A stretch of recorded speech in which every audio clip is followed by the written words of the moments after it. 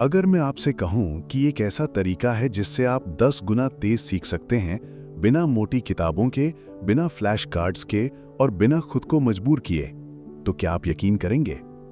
दुनिया की सबसे खुफिया एजेंसियां अपने जासूसों को इसी तरह ट्रेन करती थीं, और आज वही तरीके मैं आपके साथ साझा करने वाला हूं। भूल जाइए बोरिंग स्टडी रूटीन। ये वही टेक्निक्स हैं जिनसे एजेंट कुछ ही हफ्तों में नई भाषाएं सीख लेते थे और मिनटों में पूरी फाइलें याद कर लेते थे। और सबसे बड़ी बात, इसके लिए आपको किसी सीक्रेट हैंडलर या करोड़ों के बजट की जरूरत नहीं है। आपको बस अपने दिमाग को सही तरीके से इस्तेमाल करना है। स्वागत है इजी मोड में। हाँ, सच में।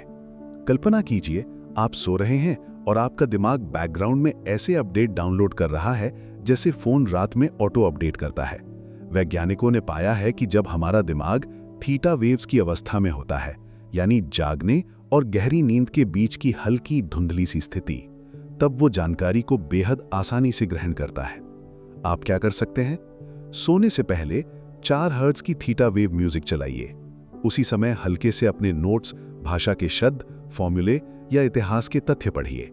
फिर उसी म्यूजिक को धीमी आवाज में चलने दीजिए और सो जाइए। एक छोटा सा बोनस हैक, पढ़ते समय एक खास इशारा चुनिए, जैसे उंगलियां चटकाना। इसे अपना फोकस ट्रिगर बना लीजिए। कुछ दिनों बाद जब भी ध्यान भटके, बस उंगलियां चटकाइए और आपका दिमाग खुद ब खुद स्टडी मोड में लौट आएगा, जैसे किसी गेम का चीट कोड। जासूस शांत लाइब्रेरी में नहीं, बल्कि अफरा तफरी में ट्रेन होते हैं। गोलियों की आवाज, सायरन, भीड़, और दिलचस्प बात यह है कि वे ऐसे माहौल में बेहतर सीखते हैं। हमारा दिमाग पूरी शांति का मोहताज नहीं है, उसे ट्रेनिंग चाहिए, ध्यान भटकाने वाली चीजों को नजरअंदाज करना सीखने की। आपका तरीका क्या हो सकता है? हल्का कैफे नॉइज या सड़क की आवाज बैकग्राउंड में चलाइए। हर 7 मिनट में एक छोटा अलार्म लगाइए। शुरुआत में आवाज कम रखें, फिर हर कुछ दिनों में उसे थोड़ा बढ़ाएं। धीरे धीरे आपका दिमाग शोर को अनदेखा करना सीख जाएगा। फिर चाहे आपका रूममेट तेज म्यूजिक चला रहा हो या आसपास हलचल हो, आपका फोकस अडिग रहेगा। क्या कभी किसी खुशबू ने आपको अचानक किसी पुराने पल में पहुंचा दिया है? हमारी यादें सिर्फ शब्दों में नहीं, इंद्रियों में भी छुपी हैं। सीखते समय दालचीनी वाली च्युइंगम चबाइए। बाद में जब वही खुशबू सूंघेंगे, यादें तेजी से वापस आएंगी। आपका दिमाग समझेगा कि वो फिर से उसी स्टडी मोड में है। आप अलग अलग विषयों के लिए अलग अलग रंग, संगीत या खुशबू भी चुन सकते हैं, जैसे एक खास शर्ट सिर्फ स्पेनिश शब्दावली के लिए। धीरे धीरे आपका दिमाग इन संकेतों को पढ़ाई से जोड़ देगा।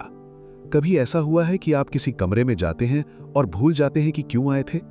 असल में हमारा दिमाग जगहों के साथ यादों को जोड़ता है, तो इसका फायदा उठाइए।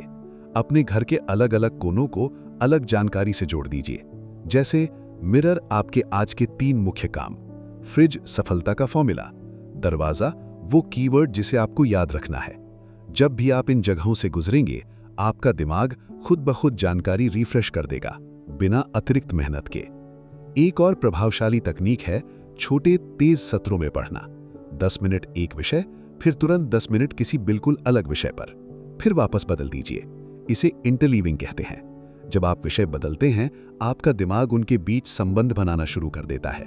ये क्रॉस ट्रेनिंग जैसा है। परिणाम, गहरी और लंबी याददाश्त। पहला हफ्ता स्लीप लर्निंग और थीटा वेव्स, दूसरा हफ्ता शोर में फोकस की ट्रेनिंग, तीसरा हफ्ता खुशबू, रंग और मेमोरी पैलेस जैसी मेमोरी हैक्स, चौथा हफ्ता 10 मिनट इंटरलीविंग सत्र। हर हफ्ते एक नई परत जोड़ते जाइए, जैसे किसी मिशन की तैयारी हो रही हो। कुछ ही समय में आप महसूस करेंगे आपका फोकस गहरा हो रहा है, याददाश्त तेज हो रही है और सीखना बोझ नहीं, स्वाभाविक प्रक्रिया बन रहा है। और याद रखिए, सीखना कठिन नहीं होना चाहिए। ये सांस लेने जितना सहज हो सकता है, अगर आप अपने दिमाग को सही तरीके से इस्तेमाल करना सीख जाए। अब फैसला आपका है, पुराने तरीके या स्पाई लेवल ब्रेन हैक्स।